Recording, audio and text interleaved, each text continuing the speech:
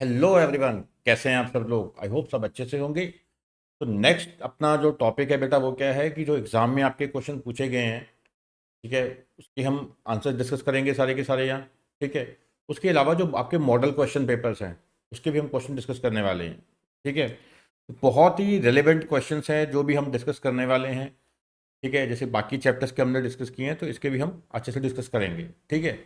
अब सबसे पहला जो क्वेश्चन आया बेटा पेमेंट ऑफ टैक्स का, तो वो क्या आया है हमारा। राइट शॉर्ट नोट, यहाँ नोट लिख लीजिएगा। ठीक है। Write short note on, short note कर देता हूँ मैं यहाँ पे, short note on manner of utilisation of ITC under GST law. ठीक है। अभी आपको पता ही है एक्चुअल में, ठीक है, कि मैनर ऑफ यूटिलाइजेशन क्या होता है, किस तरीके से हम क्या है कि आईटीसी जो है उसको यूटिलाइज करते हैं। ठीक है। अब आपको ये पता ही है कि सबसे पहले जो हम यूटिलाइज करते हैं, ठीक है, तो जो यहाँ लिखा है वही वहाँ पे लिखा हुआ है। ठीक है। तो सबसे पहले क्या यूज़ होता है हमारा, आईजीएसटी। ठीक है, आईजीएसटी यूज़ होता है। ठीक है जी, आईजीएसटी यूज़ होता है। पहले कौन सी लिबिलिटी पे करनी है हमने, आईजीएसटी की। ठीक है। आईजीएसटी की लिबिलिटी पे करनी है सबसे पहले। ठीक है। तो आईजीएसटी को यूटिलाइज करना है आईजीएसटी में, और आईजीएसटी का जो बैलेंस बच जाएगा फिर आप उसको यूटिलाइज कर सकते हो। ठीक है, अगेंस्ट सीजीएसटी और एसजीएसटी इन एनी ऑर्डर और इन एनी प्रपोर्शन। ठीक है, in any order and in any proportion. ठीक है जी। तो available IGST credit in the credit ledger, जो भी ई क्रेडिट लेजर है आपकी, should first be utilise towards payment of IGST. ठीक है। और जो बच गया उसको आप यूटिलाइज कर सकते हो against the payment of CGST and SGST, या एसजीएसटी नहीं है तो अगर मान लो कोई यूटी है तो यूटी जीएसटी होगा, ये पता ही है आपको, एसजीएसटी की जगह। In any order and in any proportion, that means ITC of IGST can be utilise इधर अगेंस्ट सीजीएसटी और एसजीएसटी। सर क्लियर है, तो समझ गए। तो आईजीएसटी को सबसे पहले कहाँ यूज़ करना है, आईजीएसटी में। ठीक है। एंड उसके बाद क्या है, सीजीएसटी और एसजीएसटी। ठीक है। सबसे पहले क्या है, आईजीएसटी को यूटिलाइज करना है अगेंस्ट आईजीएसटी, फिर उसके बाद सीजीएसटी या SGST in any order, in any order and in any proportion. ठीक है। किसी भी ऑर्डर में किसी भी प्रपोर्शन में यूज़ कर सकते हैं। क्लियर है। फिर आप यूज़ करिए सीजीएसटी को, बहुत सिंपल है ये। सीजीएसटी को सबसे पहले कहाँ यूज़ करना है आपने, ठीक है, आप यूज़ करिए सीजीएसटी में। ठीक है, सीजीएसटी को पे करने में बैलेंस बच गया फिर आप आईजीएसटी में कर सकते हैं, एसजीएसटी में यूज़ कर सकते हैं। आपको याद होगा सीजीएसटी को एसजीएसटी के अगेंस्ट और एसजीएसटी को सीजीएसटी के अगेंस्ट यूज़ नहीं कर सकते। और जहाँ पे यूटीजीएसटी है तो वहाँ एसजीएसटी नहीं होगा, समझ गए आप। यानी सीजीएसटी को एसजीएसटी या यूटीजीएसटी के अगेंस्ट यूज़ नहीं कर सकते, और एसजीएसटी एंड यूटीजीएसटी को आप सीजीएसटी के अगेंस्ट यूज़ नहीं कर सकते। ठीक है। तो सीजीएसटी को पहले कहाँ यूटिलाइज करना है, सीजीएसटी में। फिर बैलेंस बच गया तो आप आईजीएसटी की पेमेंट में कर सकते हैं, ये आपको पता ही है। और एसजीएसटी का भी ऐसा ही है, एसजीएसटी को आप यूज़ करेंगे एसजीएसटी में, सीजीएसटी में यूज़ हो नहीं सकता। बैलेंस बच गया तो आईजीएसटी की पेमेंट में आप यूज़ कर सकते हैं। क्लियर है सर। आईजीएसटी का थोड़ा ध्यान रखने वाला है, आईजीएसटी का ये जो यूटिलाइजेशन है सबसे पहले आईजीएसटी की पेमेंट में करना है, और अगर कोई बैलेंस बच जाता है तो फिर आप सीजीएसटी एंड एसजीएसटी जैसे आपको सही लगता है, in any order in any proportion आप उसको यूटिलाइज कर सकते हो। ठीक है। और सीजीएसटी को पहले सीजीएसटी में, बैलेंस बच गया तो फिर आईजीएसटी में। ठीक है, एसजीएसटी में नहीं कर सकते। ऐसी एसजीएसटी को पहले एसजीएसटी में, बैलेंस बच गया तो फिर आईजीएसटी में। ठीक है। और एसजीएसटी को एसजीएसटी में नहीं कर सकते। क्लियर है सर, क्लियर है। ठीक है। चलिए इसको हम यहीं से कर लेते हैं जहाँ से क्वेश्चन आपका पूछा गया है। Write short note on manner of utilisation, ये 5 मार्क्स का आया हुआ है, मैं यहाँ पे ईयर लिखना भूल गया। ठीक है। Manner of utilisation of ITC under GST law is as under, IGST credit should be first utilise towards payment of IGST. ठीक है, जैसे हमने कहा आईजीएसटी को आईजीएसटी में करो यूज़, और जो बैलेंस बचेगा आईजीएसटी का उसको आप सीजीएसटी और एसजीएसटी, ठीक है, in any order in any proportion utilise कर सकते हो।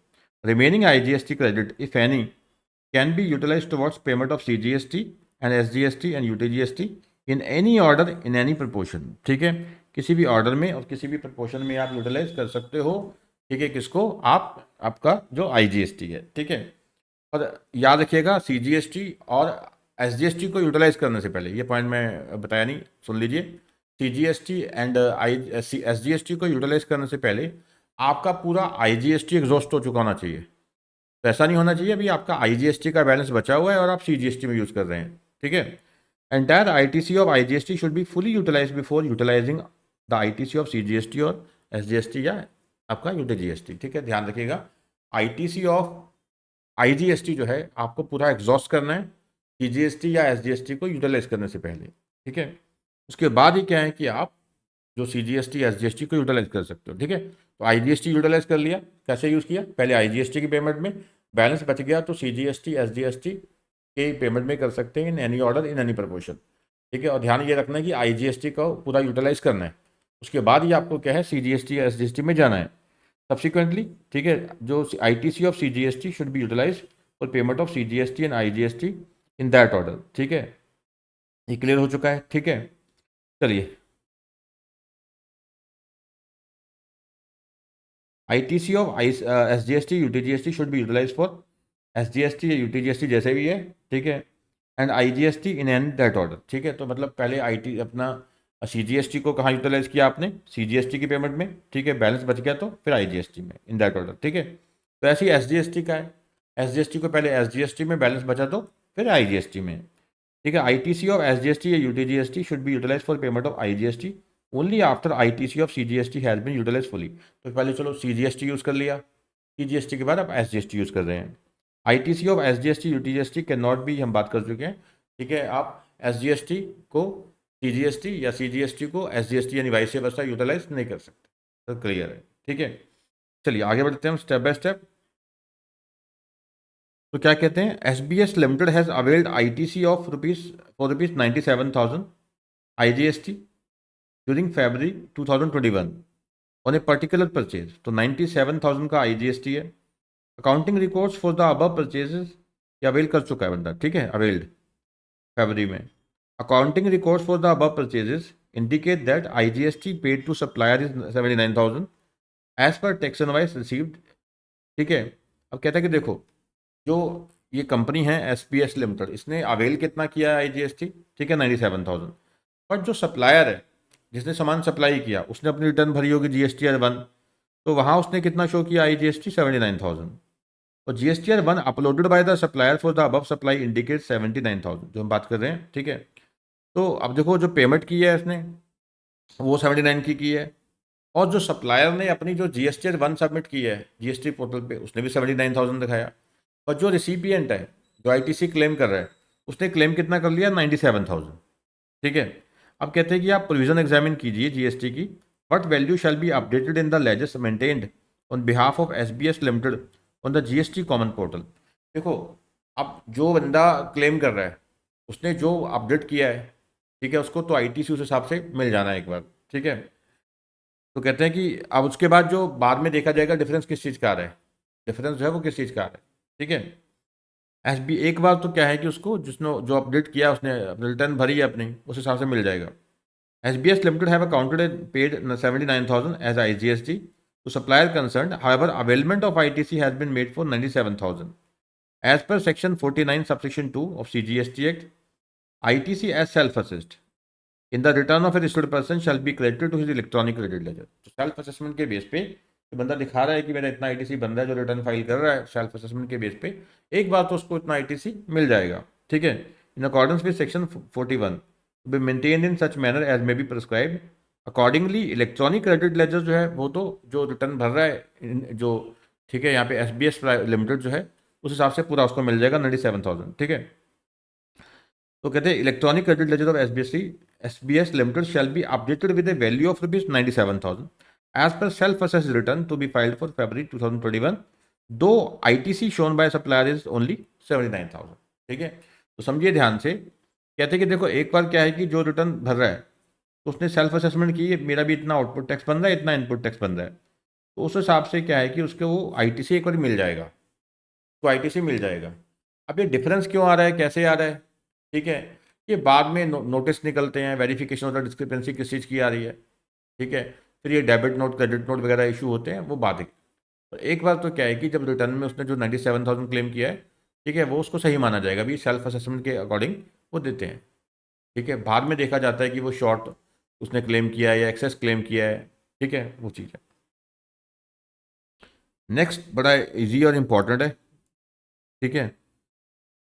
Messes Purvisha got registered under GST law on 12th Feb 2019, since she is new to the GST regime, he seeks you advice on the following. तो कहते हैं कि देखो अभी registration करवाई है उसने, अभी GST regime में आई है वो, तो आपसे कुछ एडवाइस मांग रही है। तो कहते हैं कि whether IGST payments can be made online only और कैन बी मेड ऑफलाइन। आपको पता ही है, ठीक है, पेमेंट जो होती हैं वो ऑनलाइन ही करनी होती हैं, बट 10,000 रुपीज़ तक क्या है कि आप क्या है बैंक में जाके ओवर द काउंटर क्या है जमा करवा सकते हैं।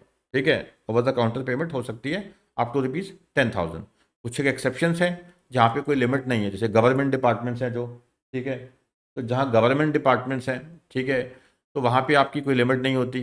ठीक है, मतलब इलेक्ट्रिसिटी बोर्ड है, ठीक है, तो वहाँ वो जमा करवाते हैं, सरकारी डिपार्टमेंट है तो वो जितना मर्जी जमा करवा सकते हैं, कोई इशू नहीं है। ठीक है, उसके अलावा जहाँ पे क्या है कि मान लो कोई डिपार्टमेंट है, गवर्नमेंट डिपार्टमेंट है, GST डिपार्टमेंट है, कहीं उसने सर्च किया, सीजर किया, इंस्पेक्शन किया, तो वहाँ से टैक्स कलेक्ट किया उन्होंने ज़्यादा, तो कैश में भी कलेक्ट कर सकते हैं। तो वहाँ यानी कि जो असेसी है, ठीक है, तो उसने पेमेंट ज़्यादा भी कर दी, चल जाएगा कैश में। ठीक है, अदरवाइज जो पेमेंट है ऑनलाइन ही करनी होती है। ठीक है, ऑनलाइन मतलब UPI है, डेबिट कार्ड, क्रेडिट कार्ड, ठीक है, नेट बैंकिंग है, ठीक है, RTGS वगैरह हो गया, ठीक है, वैसे ही करनी होती है। बट अप टू ₹10,000 क्या है कि आप बैंक में ओवर द काउंटर डिपॉजिट करवा सकते हैं। ठीक है, और उसकी कुछ एक्सेप्शंस भी हैं। ठीक है, whether manual challans are permitted under GST, no. ठीक है, आपको याद होगा जो चलान्स होते हैं वो ऑनलाइन ही जनरेट करने होते हैं, GST पोर्टल पे जाके ऑनलाइन जनरेट होता है। उसकी 15 डेज़ के विद इन चलान की जो वैलिडिटी है वो, नेक्स्ट क्वेश्चन भी पूछा है, चलान की वैलिडिटी क्या है, 15 डेज, आपको याद होगा। 15 दिन की चलान की वैलिडिटी होती है। आपने चलान जनरेट किया GST पोर्टल पे जाके, आपको याद होगा पेमेंट ऑफ टैक्स की जो हमने प्रोविजन डिस्कस की है। ठीक है, तो जो अपना चलान है बेटा, चलान की जो वैलिडिटी है वो 15 डेज़ की है। ठीक है, 15 डेज़ के अंदर पेमेंट करनी होती है। अगर पेमेंट नहीं की, आपने GST का जो चलान है वो जनरेट कर लिया बट पैसे जमा नहीं करवाए सरकारी, ठीक है, तो वो चलान जो है एक्सपायर हो जाता है, फिर आपको दोबारा जनरेट करना होता है। ठीक है, तो तीनों क्वेश्चन के आंसर मिल गए।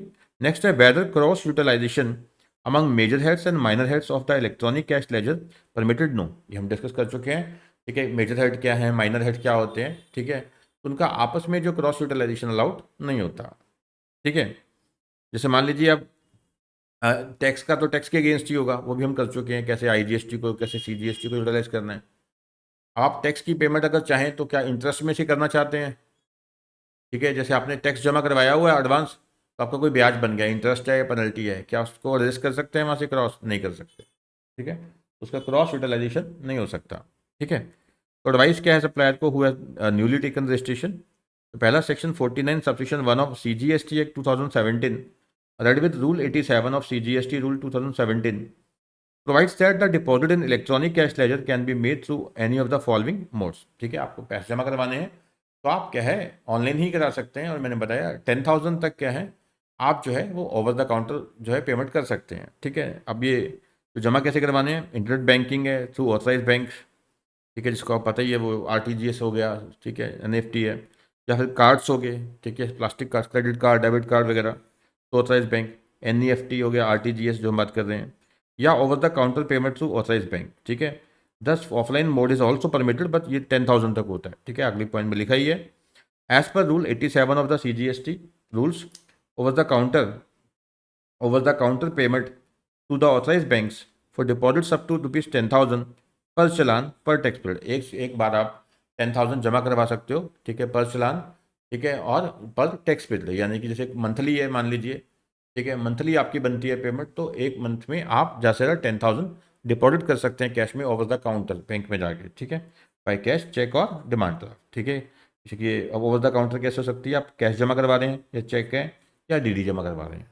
ठीक है, provided that restrictions for deposit up to ₹10,000 per challan in case of over the counter payment shall not apply। जो मैं बात कर रहा था, गवर्नमेंट डिपार्टमेंट है या फिर GST डिपार्टमेंट ने कुछ छापेमारी की है, इंस्पेक्शन वगैरह किया है, सर्च किया है, तो वहाँ से पकड़ा गया भी इतना टैक्स बनता है, तो उन्होंने टैक्स को ऑन द स्पॉट कैश जमा करवा दिया। ठीक है, गवर्नमेंट डिपार्टमेंट्स और any other deposits to be made by the persons as may be notified by the commissioner in this behalf. ठीक है, तो जो गवर्नमेंट डिपार्टमेंट्स हैं या कोई और डिपॉजिट है उनका, ठीक है, to be made by persons, अब जो कमिश्नर है, GST कमिश्नर है, वो नोटिफाई कर सकते हैं कि कौन कौन लोग क्या है 10,000 से ज़्यादा कैश जमा करवा सकते हैं।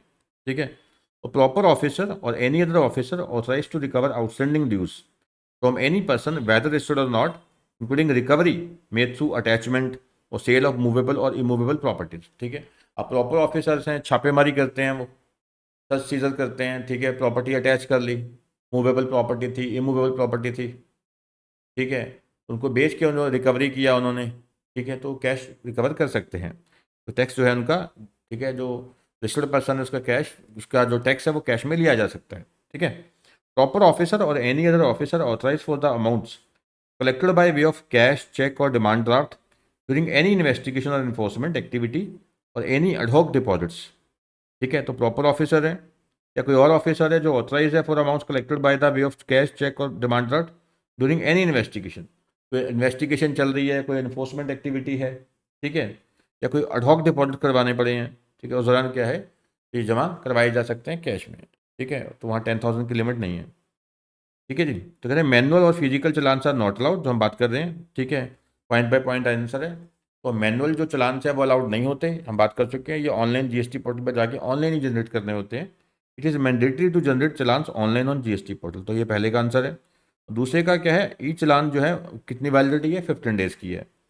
और जो हम बात कर रहे थे कि क्या ये क्रॉस यूटिलाइजेशन हो सकता है, माइनर और मेजर हेड का नहीं हो सकता। ठीक है, amount enter under any minor head tax या interest penalty etcetera and major head CGST। ठीक है, ये आपको पता ही है कि मेजर हेड क्या है, टैक्सेस के हैं, CGST, SGST, IGST वगैरह।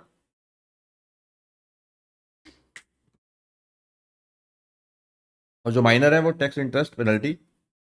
ठीक है, तो कहते हैं of the electronic cash ledger can be utilise only for that liability, यानी क्रॉस यूटिलाइजेशन पॉसिबल नहीं है।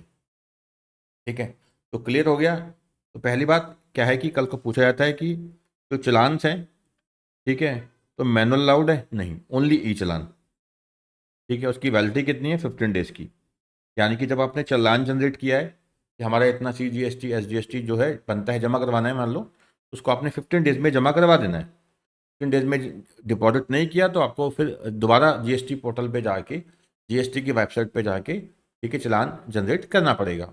और जो आपके मेजर हेड्स हैं जैसे टैक्सेस वगैरह हो गए, ठीक है, और जो माइनर हेड्स हैं, ठीक है, तो क्या इसका क्रॉस यूटिलाइजेशन अलाउड है, आंसर इज नो। ठीक है, तो क्रॉस यूटिलाइजेशन अलाउड नहीं है।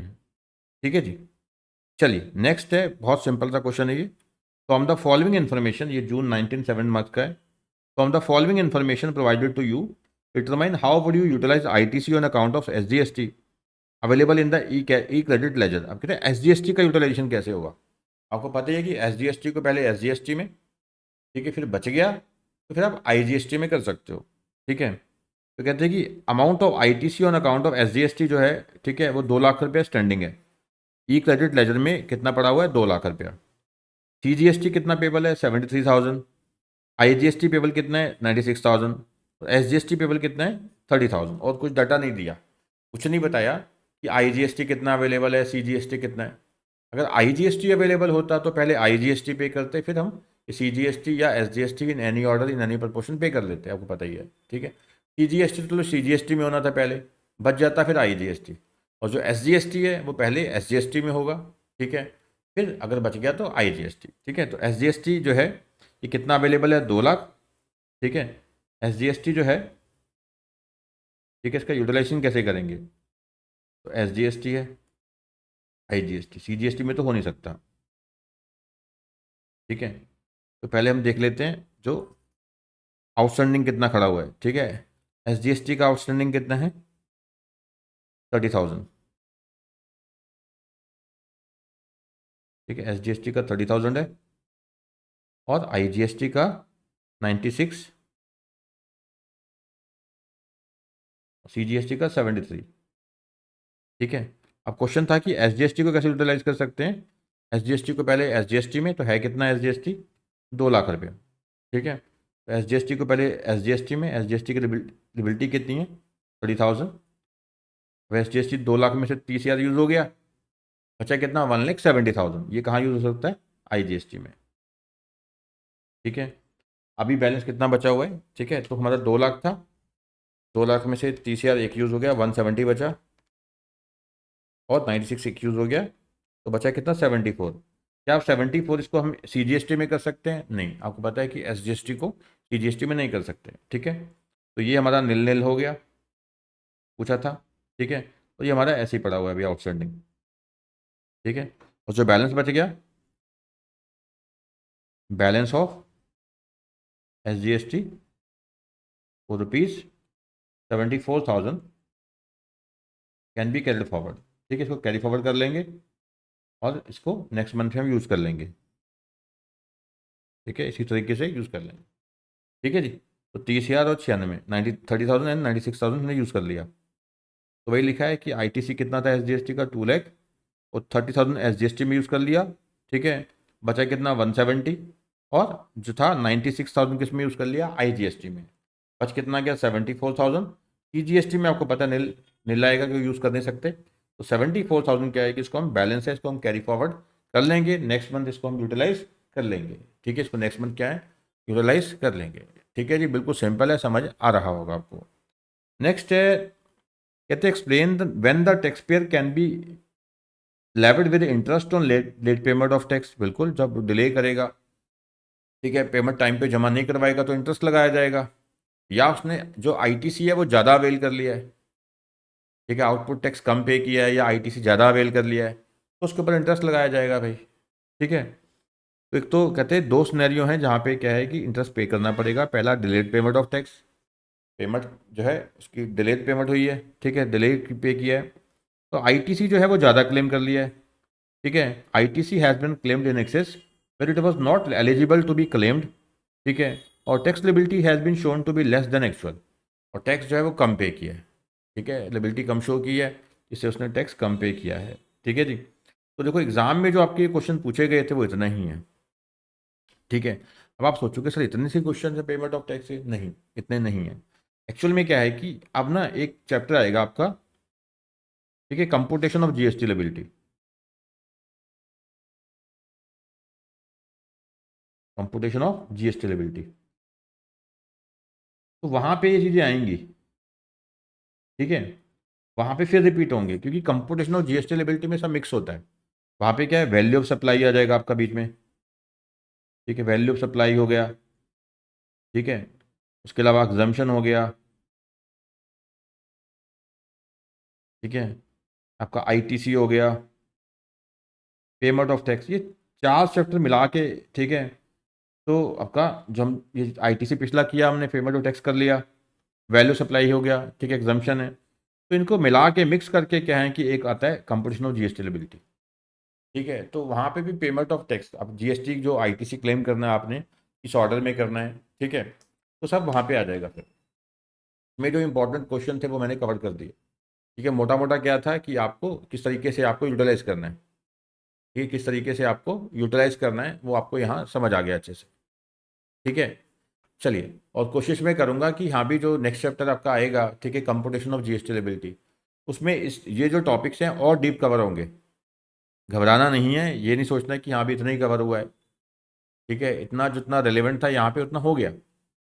ठीक है, पर यही सेम पॉइंट्स, सेम और जो ज़्यादा क्लैरिटी है वो कहाँ जाके होगी, वो आगे जाके हो जाएगी। ठीक है, और मैं कुछ भी अगर क्वेश्चंस इसमें और ऐड ऑन करूँगा, कुछ क्वेश्चंस ऐड ऑन करता हूँ अपडेट, तो आपको अगली नेक्स्ट वीडियो में नजर आ जाएगा। ठीक है, इसी चैप्टर में नेक्स्ट वीडियो में आपको नजर आ जाएगा। ठीक है, अगर मैंने कुछ क्वेश्चंस ऐड किए, अगर नहीं किए तो मतलब ठीक है, और फिर कोशिश ये रहेगी कि हाँ जो नेक्स्ट चैप्टर है कंपुटेशन ऑफ GST लिबिलिटी वाला, तो उसमें मैं काफ़ी कुछ ऐड ऑन कर दूंगा, ताकि इसमें, ठीक है, जो आपको लग रहा है कि कुछ कम क्वेश्चंस हैं वो भी वहाँ जाके ज़्यादा कवर हो जाएंगे। ठीक है ना, चलिए इसको क्लोज करते हैं। ठीक है, वाइंड अप करते हैं क्लास को। ठीक है, अच्छे से आप इस चैप्टर को देखिए, बस दिमाग में बस ये मोटे मोटे बातें बैठा के रखिए। पहला, कि जो यूटिलाइजेशन ऑफ ITC कैसे होगा, आपको याद हो गया IGST का जो यूटिलाइजेशन है। ठीक है, पहले उसे IGST की लिबिलिटी पे करने में करना है, फिर जो बैलेंस बच गया तो CGST और SGST in any order in any proportion. CGST की बारी आएगी, CGST को पहले CGST को पे करने में यूटिलाइज करना है, और जो बैलेंस बच जाएगा उसको आप SGST में कर सकते हैं, सॉरी अपना IGST में कर सकते हैं। ऐसी SGST जो है, SGST से पहले SGST पे कर लिया, ठीक है, बैलेंस बच गया तो IGST में कर लिया। तो क्रॉस यूटिलाइजेशन जो है CGST SGST का आपस में नहीं करना। तो जहाँ मैं SGST बोल रहा हूँ तो वहाँ पे अगर UTGST है तो UTGST समझ लेना, क्योंकि लगना तो एक ही है। ठीक है, स्टेट होगा या UT होगा।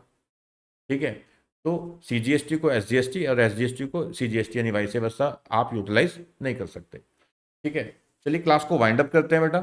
ठीक है, मिलते हैं नेक्स्ट चैप्टर में। ठीक है जी, थैंक यू।